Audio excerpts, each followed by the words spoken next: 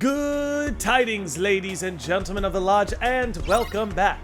Today we're serving up another Kingdom Hearts video, one that will be focusing on the foreteller Luxu, and whether or not he was virtuous enough to abstain from his desires. Now, if this is your first time here, take note that all of the foretellers are named after the 7 deadly sins, and for every sin, there is a corresponding virtue.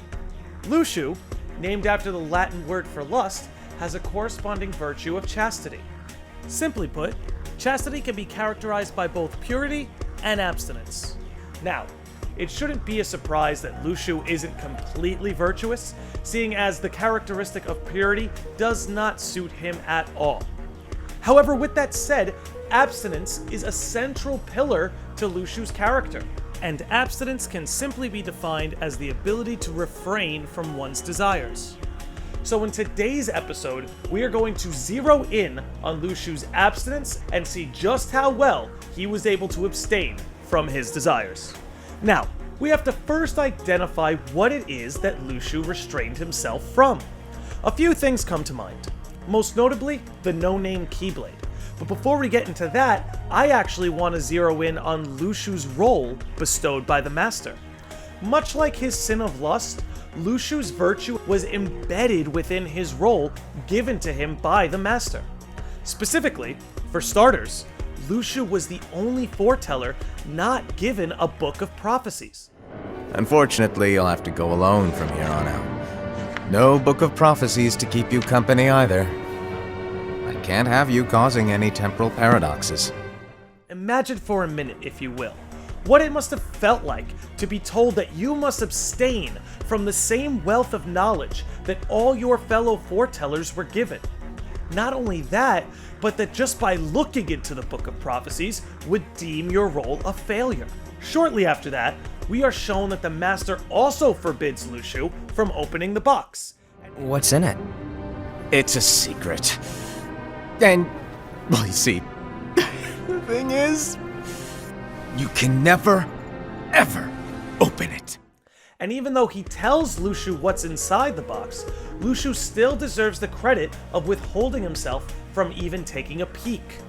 So right off the bat, we can see how abstinence is embedded in Luxu's role. But now let's get into the meat and potatoes of his virtue, the Keyblade. The Keyblade means many, many things to Luxu.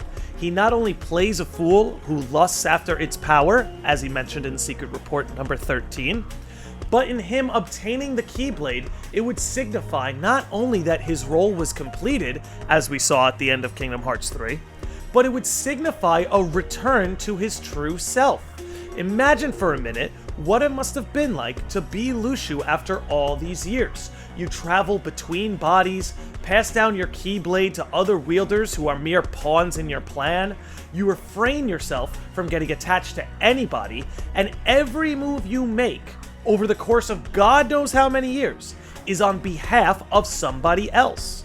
Luxu, above all, had to restrain himself from himself. His entire identity, down from his actions to his body, was all in accordance with his mission bestowed by the Master. The truth is, we really don't know much about who Luxu is as a person, because for the sake of his time-spanning role, Luxu always had to keep his own personal wants and needs hidden and restrained. However, his desire for the Keyblade was not hidden. He played it off like he wanted it for its power and abilities. But in truth, his desire for it comes down to it signifying the end of his charade. For the first time since his time in Daybreak Town, which was God knows how many years ago, Luxu is himself again.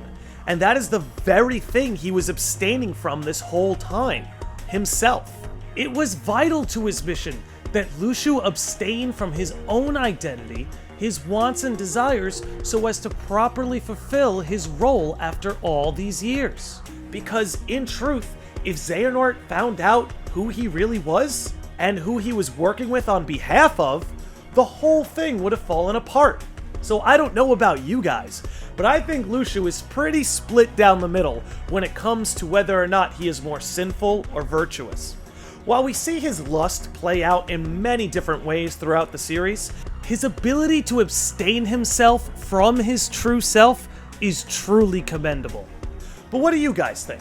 For me, Luxu very well might be the most compelling foreteller, mostly because his character has been building right before our very eyes this entire time. Do you think he remains an antagonist? Or do you see Luxu coming over to the Guardian side at some point? Let me know! But anyway, that's all I'm going to have for today. Thank you all very much for tuning in. I've got nothing but love for each and every one of you. I hope you and your families are staying safe, so be sure to like, comment, and subscribe. And I will see all of you beautiful sickos and normies next time.